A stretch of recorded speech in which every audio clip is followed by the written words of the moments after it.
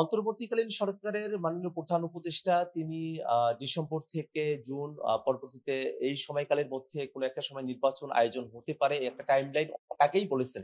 এবং আমরা মনে করি যে এই টাইমলাইনের মধ্যেই বিচার সংস্কার সেগুলোকে দৃশ্যমান পর্যায়ে উন্নীত করা সম্ভব। একই সাথে জুলাই ঘোষণাপত্র, জুলাই সনদকেও সরকারের ইচ্ছা, রাজনৈতিক দলগুলোর সদিচ্ছার মধ্য দিয়ে সেটাকে বাস্তবায়ন করা সম্ভব। সেই সময়কালের মধ্যে নির্বাচন আয়োজন হতে পারে, কিন্তু কোনো একটি দল তারা যদি সরকারের তরফের যে বক্তব্য সেটা না হয় তাদের বক্তব্য পেশ করে থাকে, অথবা সরকার যদি শুধু এক দলের সঙ্গে আলোচনা করে বা এক দলের সঙ্গে কথাবার্তা বলেই যদি তারা নির্বাচনের সময়সীমা ঘোষণা করে, তাহলে অবশ্যই বাকি যে রাজনৈতিক দলগুলো আছে বাংলাদেশের ফ্যাসিবাদ বিরোধী, এটা আমাদের কাছে গ্রহণযোগ্য হবে না। আমরা মনে করি যে নির্বাচনের আগে বিচার সংস্কার সেগুলোকে দৃশ্যমান পর্যায়ে উন্নীত করা, জুলাই সনদ, জুলাই ঘোষণাপত্র প্রণয়ন করা, নির্বাচনের জন্য মাঠ প্রশাসনের নিরপেক্ষতা এবং একই সাথে লেভেল প্লেইং ফিল্ড নিশ্চিত করার মধ্য দিয়ে তারপরে নির্বাচনের ঘোষণার দিকে যেতে হবে। এবং অবশ্যই জুলাই সনদ, জুলাই ঘোষণাপত্র সেগুলো বাস্তবায়িত হওয়ার পরেই নির্বাচনের সুনির্দিষ্ট যে তারিখগুলো আছে সেগুলো ঘোষণা করা যেতে পারে।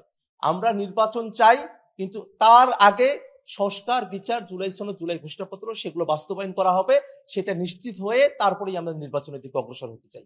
আমরা এর আগে যখন লন্ডনে তিনি একদলের সাথে বসে একটা যৌথ বিবৃতি দিয়েছিলেন, সে সময়টাতে আমরা তা প্রতিবাদ করেছি। আমরা রাজনৈতিক যে দলগুলো ঐকমত্য কমিশনে আসেন অনেকেই সেদিন প্রতিবাদের জায়গা থেকে সেখানে অংশগ্রহণ থেকেও বিরত ছিলেন। এবং যদি সকল রাজনৈতিক দলের সঙ্গে আলাপ আলোচনা না করে নির্বাচনের দিকে সরকার অগ্রসর হয়, সেটা যে গ্রহণযোগ্য হবে না সেটার বলার অবকাশ রাখে না। সেই ক্ষেত্রে সেই নির্বাচন যেটা রাজনৈতিক দলগুলোর সঙ্গে, যারা বাংলাদেশের ফ্যাসিবাদ বিরোধী আন্দোলনের সঙ্গে যুক্ত রয়েছেন, যারা বাংলাদেশের মানুষের প্রতিনিধিত্ব করছেন, এই ফ্যাসিবাদ বিরোধী পক্ষগুলোর সঙ্গে আলোচনা ছাড়াই যদি সরকার নির্বাচনের মতো বিষয়কে খোলাসা করতে শুরু করে, সেটাকে যদি সুনির্দিষ্ট করতে শুরু করে এবং একটা নির্বাচনের ডেট তারা আয়োজন করতে চায়, সেক্ষেত্রে অবশ্যই সেই নির্বাচনে অংশগ্রহণ করা, সেই বিষয়গুলোকে আমরা পুনর্বিবেচনা করব। জাতীয় ঐকমত্য কমিশনে আমরা বাংলাদেশের সংবিধান, বাংলাদেশের বিচার বিভাগ এবং নির্বাহী বিভাগের ক্ষমতার কাঠামো কিভাবে পরিচালিত হতে পারে এরকম অনেকগুলো বিষয় নিয়ে আমরা আলাপ আলোচনা করেছি। কিন্তু পুলিশ সংস্কার কমিশনের রিপোর্ট ফরমালি ঐকমত্য কমিশনে উত্থাপিত হয়নি।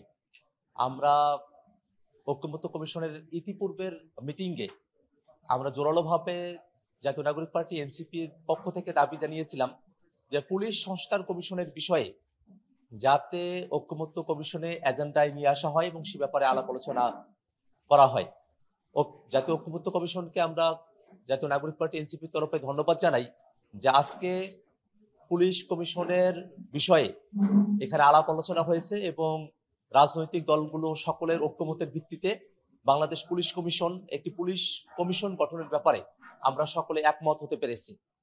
মোটা দাগে বাংলাদেশের পুলিশ বাহিনী আমরা অতীতের যে অভিজ্ঞতায় দেখি যে তারা জনবান্ধব হওয়ার পরিবর্তে জনগণের বিপক্ষে তারা দাঁড়িয়েছেন। অনেক সময় রাজনৈতিকভাবে তাদেরকে ব্যবহার করা হয়েছে। অনেক সময় পুলিশের অনেকেই বাংলাদেশের মানুষেরা তাদেরকে নানা ধরনের হয়রানি করেছেন, নানা ধরনের নিপীড়নের মতো ঘটনাগুলো বাংলাদেশে ঘটেছে।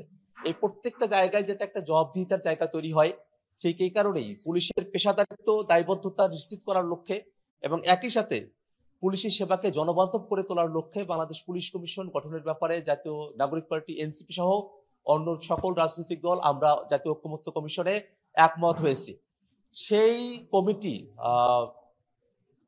প্রধান যে যারা বিচারপতি থাকবেন, এরকম বিচারপতিদের আপিল বিভাগের একজন অবসরপ্রাপ্ত বিচারপতি, তারপরে এডিশনাল আইজিপির থেকে পদমর্যাদায় উপরে আছেন এরকম কাউকে একজন অবসরপ্রাপ্ত, এবং সরকারি দলের প্রধান অর্থাৎ প্রধানমন্ত্রী তার একজন প্রতিনিধি, বিরোধী দলের প্রধানের একজন প্রতিনিধি, স্পিকারের প্রতিনিধি, ডেপুটি স্পিকারের প্রতিনিধি, এবং আমরা দেখেছি যে মানবাধিকার কার্যবলীর সঙ্গে যারা যুক্ত আছেন এরকম একজন মানবাধিকার কর্মী, আইনজীবী অথবা একজন সাবেক বিচারক, তাদেরকে অন্তর্ভুক্ত রেখে একটা কমিটির কথা বলা হয়েছে। সেই কমিটি কিন্তু পুলিশ বাহিনীর বিরুদ্ধে যদি জনগণের কোনো অভিযোগের জায়গা থাকে সেগুলোকে যেমন বিবেচনা করবে, একই সাথে পুলিশের ইন্টারনাল যে বিষয়গুলো আছে সেই বিষয়গুলোতেও সেখানে অভিযোগ করার সুযোগটা থাকবে। একই সাথে আমরা দেখেছি যে পুলিশ বাহিনীকে যদি কোনো শক্তি বা কোনো কর্তৃপক্ষ বা কোনো রাজনৈতিক দল বা কোনো গ্রুপ তারা যদি তাদেরকে প্রেসার ক্রিয়েট করে, কোনো ধরনের অনৈতিক কাজ করানোর চেষ্টা করে থাকে, সেক্ষেত্রেও সেই পুলিশ সদস্যরা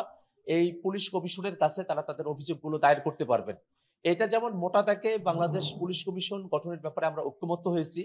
এর পাশাপাশি আমরা মনে করি যে বাংলাদেশে যে পুলিশ অ্যাক্ট রয়েছে এবং পিআরবি রয়েছে, এই প্রত্যেকটা জায়গাতেই অনেকগুলো জায়গায় সংশোধনের জায়গা রয়েছে।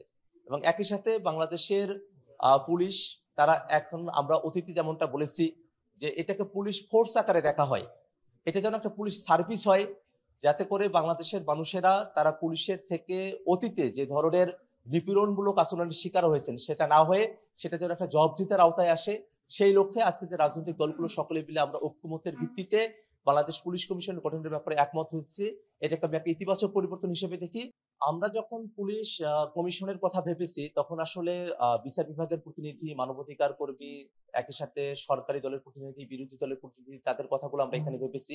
এই কলেবরটা আরো বাড়তে পারে যখন এটা আইন প্রণয়নের দিকে যাবে। আইন প্রণয়নের ক্ষেত্রটা এখনো পর্যন্ত খুব বেশি স্পেসিফিক হয় নাই।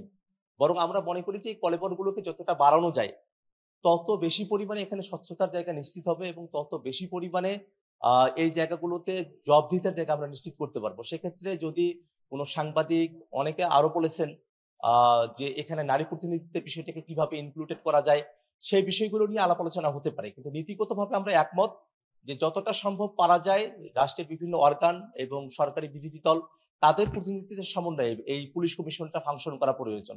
এবং সেই পুলিশ কমিশন তারা কিন্তু একই সাথে তদন্ত করার এখতিয়ার তারা রাখেন, তারা একই সাথে এই সুপারিশ করার এখতিয়ার রাখেন এবং তাদের যে সুপারিশ, সেই সুপারিশ যাতে একটা বাধ্যতামূলক জায়গায় আসে, সেই কথাটা কিন্তু জাতীয় নাগরিক পার্টি এনসিপির তরফে আমরা বলেছি। এবং আমরা যে জায়গাটা মনে করি যে বাংলাদেশে পুলিশেরা যেভাবে আগে ফাংশন করেছেন, যে কোনো একটা দল তারা কিন্তু পুলিশকে এসে তাদের দলীয়করণ করে ফেলতো। যেমনটা আমরা অতীতে দেখেছি যে আওয়ামী লীগ আসলে পুলিশকে পুলিশ লীগে পরিণত করেছিল, যাতে কোনো দল এসে সেই দলের অনুগত বাহিনী পুলিশকে করতে না পারে। তারও একটা বিধান কিন্তু এই পুলিশ কমিশনের বিধানের সঙ্গে, সুপারিশের সঙ্গে আমরা যুক্ত করেছি। সেখানে বলা হয়েছে কোনো দল, গোষ্ঠী বা কোনো কর্তৃপক্ষ কারো চাপে পরে যদি আইনানুগ সিদ্ধান্তের বাইরে গিয়ে পুলিশকে কোনো কাজ করতে হয়, সেক্ষেত্রে যাদের উপরে এই চাপটা প্রয়োগ করা হলো, সেই পুলিশ বাহিনীর সদস্যরাও তারাও কিন্তু এই কমিশনের কাছে এসে অভিযোগ করতে পারবেন ওই সব গোষ্ঠী বা দল তাদের এই আইনানুগ ক্ষমতার বাইরে ক্ষমতা চর্চার জায়গা থেকে। আর সংবিধানের মূলনীতির বিষয়ে আমরা বারবার একটা কথা বলে এসেছি যে বাংলাদেশে ৭২-এর সংবিধান সেটা ৭১-এর মুক্তিযুদ্ধকে প্রতিফলন করে নাই। আমাদের উপরে যে মূলনীতি চাপিয়ে দেওয়া হয়েছিল সেটা এখানকার বাংলাদেশের মানুষ এবং এখানকার প্রেক্ষাপট, এই সমাজ বাস্তবতার থেকে অনেকটাই দূরে। একটা মুজিববাদী সংবিধান প্রণয়নের জন্যই এই ধরনের একটা মূলনীতি দিয়ে এই সংবিধানটা তৈরি করা হয়েছিল। সেক্ষেত্রে আমরা নতুন সংবিধানের কথা বলেছি, সংবিধান পুনর্লেখনের কথা বলেছি। সেই সংবিধানে পূর্বেকার যে ৭২-এর সংবিধানের মূলনীতি, সেই মূলনীতিগুলো বাদ দিয়ে সাম্য, মানবিক মর্যাদা, সামাজিক সুবিচার, যার ভিত্তিতেই আমরা মুক্তিযুদ্ধে সামিল হয়েছিলাম, এর সাথে গণতন্ত্র এবং একই সাথে ধর্মীয় স্বাধীনতা এবং সম্প্রীতি, এই বিষয়গুলোকে যুক্ত করে সংবিধানের মূলনীতি ঠিক করা যেতে পারে, এই প্রস্তাবনাই আমরা জাতীয় নাগরিক পার্টির তরফে উত্থাপন করেছি। কমিশন খুব চেষ্টা করছে যাতে করে অল্প সময় যেটা নির্ধারিত রয়েছে জুলাই মাসের মধ্যেই জুলাই সনদ প্রণয়ন করা সম্ভবপর হয়। আমরা রাজনৈতিক যে দলগুলো আছে তারা যদি মৌলিক আর কয়েকটি বিষয় রয়েছে সেগুলোতে দলীয় স্বার্থের ঊর্ধ্বে উঠে সামগ্রিক রাষ্ট্রীয় স্বার্থ এবং বাংলাদেশের জনগণের পক্ষে যায়, এই সুপারিশগুলোর ব্যাপারে যদি আমরা রাজনৈতিক দলগুলো সবাই একমত হতে পারি, তাহলে নির্দিষ্ট সময়সীমার মধ্যে, অর্থাৎ জুলাইয়ের যে ঘটনা প্রভাব বা জুলাইয়ের যে সময়সীমা রয়েছে এর মধ্যেই আসলে জুলাই সনদ আসলে প্রণয়ন করা সম্ভব। সেক্ষেত্রে রাজনৈতিক দলগুলোর সদিচ্ছা সেটাই সব থেকে বড় ভূমিকা রাখবে বলে আমরা মনে করি।